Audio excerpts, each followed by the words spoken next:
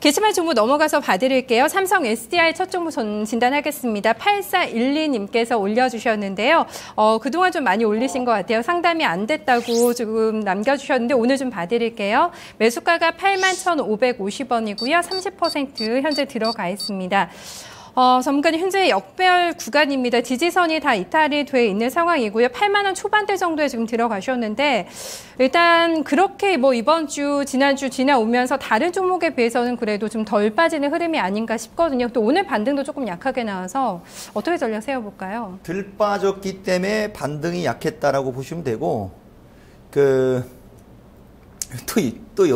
그러니까 이게 원래 방송을 되게 재미나게 할 수가 있었는데 문제는 그걸 귀담아 들었냐 안 들었냐 이 차이가 나는 거거든요. 지금 제가 중국 시장 7% 빠졌다고 해서 깜짝 놀라서 봤는데 시청자 여러분 저는 잘난 척을 하는 게 아니에요. 시청자 여러분 그냥 있는 사실을 그대로 얘기하는 겁니다. PD님 이종복이가 이거 7월 달에 이거 시장 전략 다음 주 시장 전략 얘기할 때 시장 얘기 한번 해볼까요 하면서 중국 시장 폭락 나왔다고 해갖고 그때 얘기하면서 해줬던 얘기해드렸잖아요. 뭘로 얘기를 해드렸냐 7월 중말순 얘기하는 겁니다. 시청자 여러분 시장은 원래 자율 경쟁에 맞게 그러니까 시장의 논리에 맞게 움직이게 놔둬야 되는데 억지로 끌어올린 장은 반드시 대가 치른다고 하면서 난리 부르스 쳤던 게 중국 시장 아닙니까? 대들보 하나 빠지면 폭락하게 돼 있다고 이거 다 얘기해 준 건데 그래서 오늘 화장품 관련주들이 반등이 약했나 보구나. 이건 여담입니다. 이게 웃자고 하는 소리거든요. 왜? 중국 시장 폭락하니까 중국에서 주식하는 사람들 박살 날 거 아닙니까? 대한민국 사람들 그나마 덜 깨지는 거예요. 이거 어떻게 보면. 미국 사람들 박살 나는 거고 중국 사람들 박살 나는 거예요. 그걸로 보면 덜 깨지는 거예요. 삼성 SDI 같은 주식 갖고 있는 분들은. 그걸로 오히려 위안을 삼는 것도 하나의 방법이죠. 우리가 주식을 할 때. 그죠 여러분? 그 다음에 삼성 SDI 같은 거는 이건 이제 배워야 산다 같은 걸 봤으면은 삼성 SDI 같은 주식을 안 살 수가 있었죠. 뭐냐면은 삼성 SDI는 이미 2013년 10월 23일 고점을 치고 주가 자체가 하락 추세로 전환된 상태에서 그죠? 하락 추세로 전환된 상태에서 1, 2, 3, 4, 5 파동으로 빠지고 있잖아요. 주가 자체가 빠지고 있는 상태가. 그러니까 이런 주식은 건드리면 안 되는 거죠. 지난주에 이종복이가 여기 나와서 그 할아버지, 아저씨인지 할아버지인지 그분 진단해드릴 때 파라다이스서부터 이거 진단해드릴 때 해드렸던 내용하고 비슷한 거죠. 다시 말하면 삼성 SDI는 2008년도부터 2014년도 여기까지 시청자 여러분 여기까지는 주가 자체가 박스권에 있었기 때문에 12만원 깨지고 10만원 초반에 주워 먹으면 한 더블 가까이 7, 80%의 수익을 냈던 이런 패턴으로 움직였었던 주식입니다. 맞죠? 근데 이제는 죽어갖고 박스권이 깨졌으니까 꺾여 내려오잖아요. 그죠? 그러니까 이건 가봤자 10만원. 그러니까 이거 8만원에 사서 10만원에 팔면 20% 정도 수익이 나오는 건데 그 정도 먹으려고 주식하면 안 돼요. 지금 거래소의 대형주라든가 이런 굵은 주식들이 그죠? 20% 먹으려고 하면 안 되죠. 시청자 여러분.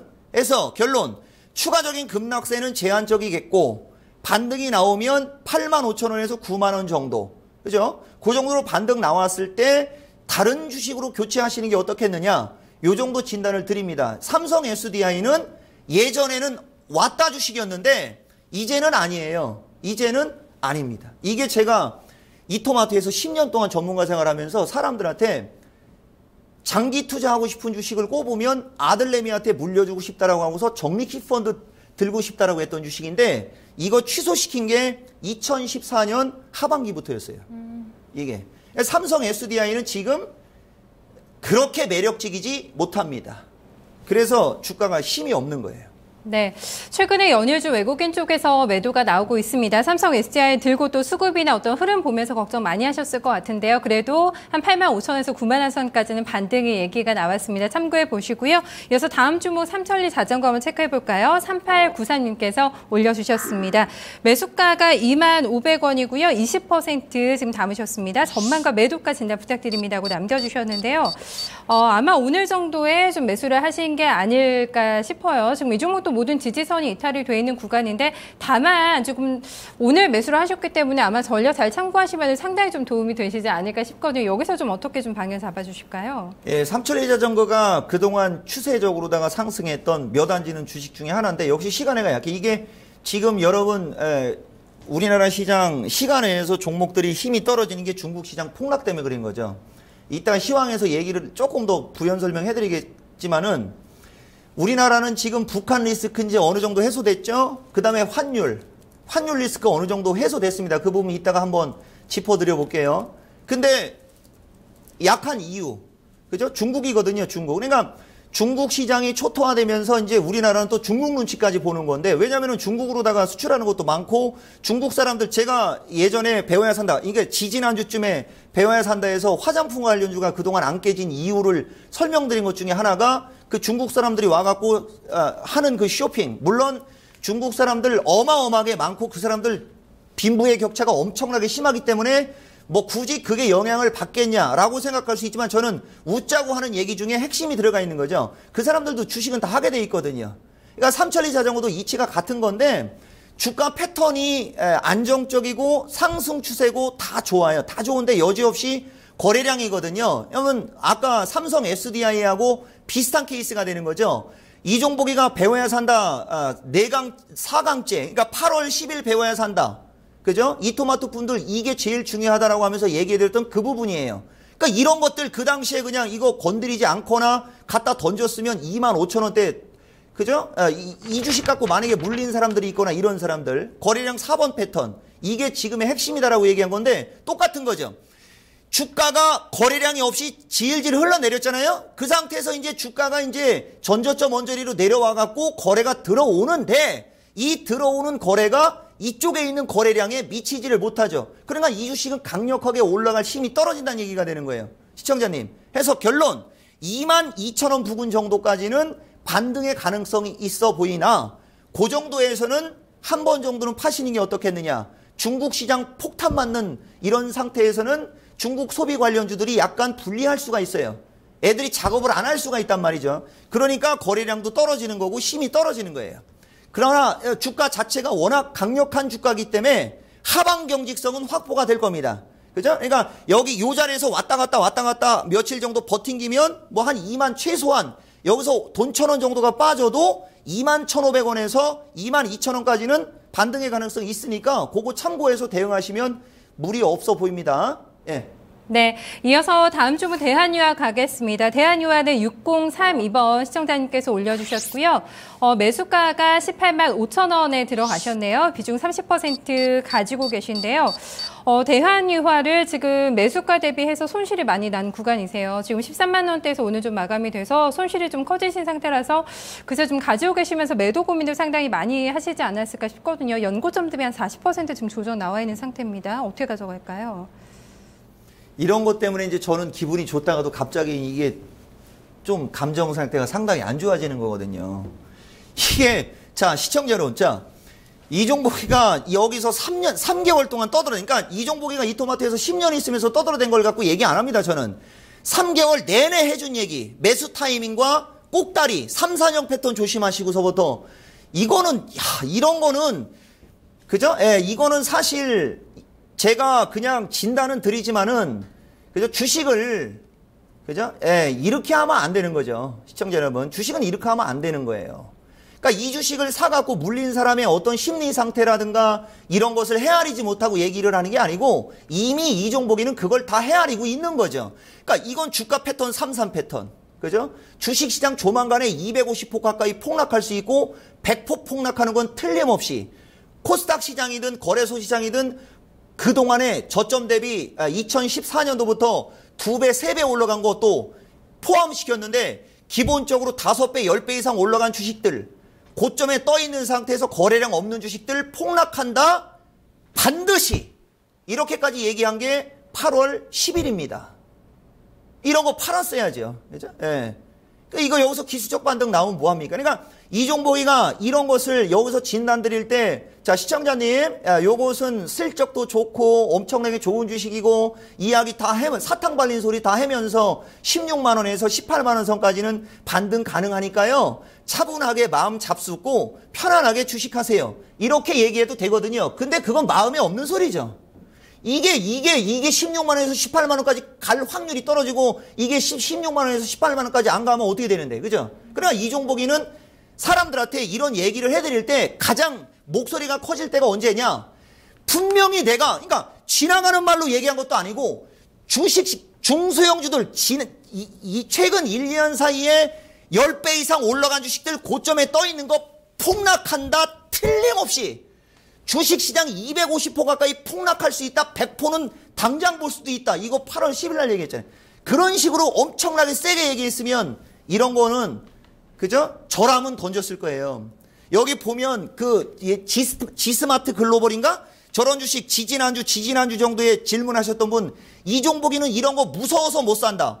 나는 이런 거 무서워서 근처도 못 간다. 이거 당장 팔아라. 이거 27,000원 줬죠? 이거 18,000원대로 죽었죠? 자, 그 다음에 한신공영. 이제 건설주 안 좋아졌으니까 당장 파세요. 이거 25,000원대로에서 17,000원대로 박살났죠? 그 다음에 셀트리온. 이거 개인들이 건드리면 안 되는 주식입니다. 이거 그냥 내일 팔아도 되겠네. 83,000원 정도는 나오겠네. 그냥 파세요. 이건 시가총액 상위 종목이라 개인들이 매매하기가 어렵다. 주식시장이 박살날 때 보는 주식. 그러면 주식시장이 박살나니까 오늘 같은 날 셀트리온 240선에 걸렸을 때 이런 거 질러버렸으면 이거 15% 그냥 나오는 거잖아요. 시청자 여러분 맞죠? 팩트. 이 종목에는 팩트만 얘기합니다. 팩트만. 그냥 다 던지라고 했던 주식이라 여기 제가 알기로는 요 PD가 투자는 본인의 판단이 중요합니다. 이거 한 번 더 고지하라고 그래갖고 제가 고지까지 해드렸잖아요. 근데 결국 폭락했잖아요. 그죠? 저런 주식을 물리면 안 되는 거예요. 그러니까 주식을 하면서 이런 주식 이렇게 저점 대비 몇 수십 배가 올라간 주식을 사갖고 물리는 사람들은 정말 느끼는 게 있어야 되는 거예요.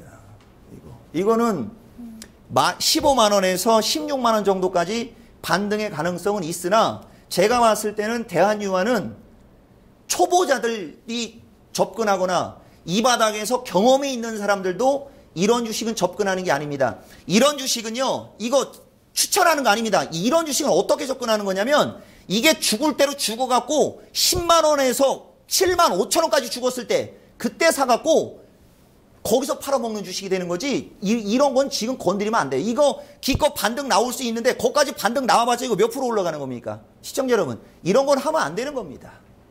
투자는 본인의 판단이겠지만은 이런 주식은 개인 투자자분들이 건드리면 안 될 주식이에요. 이건 개인 투자자들 무시하는 행위가 아니고 한번 보라고. 최근 2, 3년 사이에 몇십 배가 올라갔는데 이런 걸 건드리면 안 되죠. 예전에 여러분 현대중공업 이거 지금 대한민국에서 대표 우량주들 현대중공업서부터 이런 주식들이 예전에 저런 식으로 올라갔다가 지금 10분의 1 토막 난 거 보이십니까?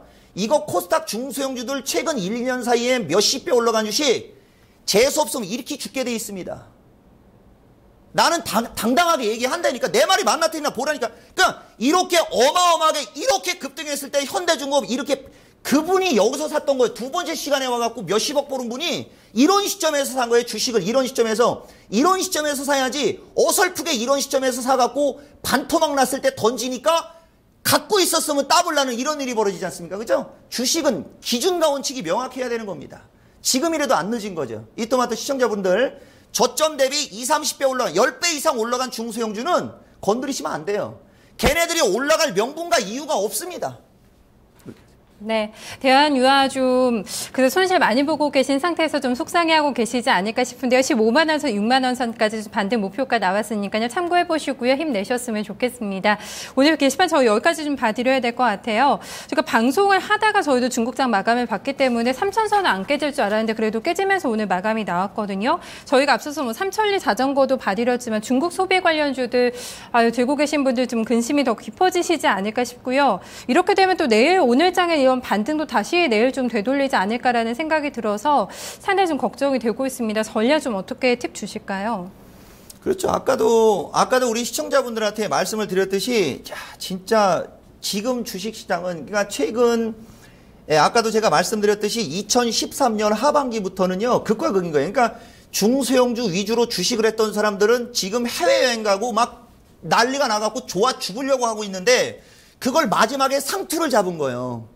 대부분의 개인 투자자들이 그걸 마지막에 상투를 잡아버리는, 돌아버리는 거죠. 뒤통수 맞는 게 아니고 완전히 그냥, 그죠? 자, 2013년 하반기, 2014년 거기서부터 지금 대한민국의 대표 주식들, 초전 박살이 아니고 완전 부도나는 주식처럼 빠졌거든요.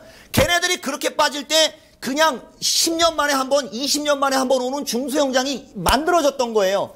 그래서 20배, 30배가 올라갔는데 그냥 막 땀나는 거지. 그냥 땀나잖아요. 그러니까 그냥 땀나는 거죠. 주식시장 자체가요. 이게 기준과 원칙이 명확한 사람들은 지금 되게 쉬운 장인데 그렇지 않은 분들은 지금 되게 어렵거든요. 근데 저는 그냥 랜덤하게, 그죠? 시청자분들한테 랜덤하게 말씀을 드리는 겁니다.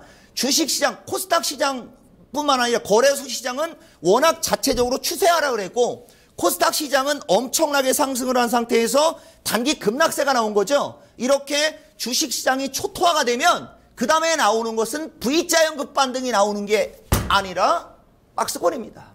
그래서 박스권 전략 대응을 하시면 될 것 같고요. 그 다음에 외국인들이 최근에 선물 옵션, 선물 시장에서 환매수가 들어오는 거는 다소간에 긍정적인 겁니다. 걔네들이 왜 환매수를 해놓는지는 아시죠? 주식은 계속 때리고 있잖아요. 그죠? 그러니까 서로 걔네들은 주식과 선물을 거꾸로 핸들링을 하고 있는 겁니다. 그러니까 주식 시장이 강한 반등이 나오려면 외국인들이 주식을 사야 됩니다. 시청자 여러분, 선물을 사는 게 아니고 주식을 사야 됩니다. 그러니까 외국인들이 주식을 요달 말에 8월 말 9월 초로 가면서 외국인들이 주식을 한 2, 3천억 정도씩 들어오는 그 첫날 둘째 날 정도가 나오면 거기서는 이제 장이 조금 반등이 좀 세게 나올 수 있다. 요 정도. 그 다음에 그렇지 않고 지금과 같은 구조. 주식은 팔면서 선물을 계속 판다. 이렇게 되면 박스권에서 움직이다 또 빠지게 됩니다. 근데 뭐 그 빠지게 된다는 얘기는 강하게 얘기할 필요가 없고. 자, 어쨌든 간에 주식 시장은 박스권 흐름에서 외국인들의 수급을 철저히 파악을 하시되 어떤 수급을 봐야 되는 거냐면 현물. 그죠? 현물. 그쪽을 여러분들이 잘 파악하시고 아까 제가 이제 종목 진단해드렸을 때 삼천리 자전거든 뭐든 그런 패턴들 자체는 제가 여러분들한테 얘기하는 패턴인데 업종이 다른 거죠. 그러니까 그런 섹터에 있는 제약바이오, 그죠? 제약바이오, 엔터테인 뭐 이런 거 정도로다가 단기 대응을 하신다면 아마 무리 없을 것 같습니다. 네, 알겠습니다. 연말로 가니까 좀 매수하실 때 상당히 신중하셔야 되지 않을고 단계적으로 일단 반등을 노릴 때도 엔터나 제약바이오주가 반등이 세게 나올 거다라는 말씀이신 거죠? 그렇죠. 그 네. 가능성이 큰 겁니다. 네, 알겠습니다. 오늘 전략 잘 들었습니다. 고맙습니다. 네, 8개월 만에 중국장의 3천선이 무너지면서 내일장에 대한 좀 경고등이 현재 켜지고 있는 상황입니다. 유럽 증시도 현재 무거운 분위기에서 출발이 나오고 있는 구간이고요. 그래도 오늘 우리 시장의 코스닥에 좀 급반등이 나왔는데요. 코스닥도 중소형주 들고 계신 분들 잘 관리하시면서 리스크 점검하시면서 내일장 신중하게 좀 대응해 보셔야 되지 않을까 싶습니다. 오늘 VVIP 여기서 인사드리겠습니다. 고맙습니다.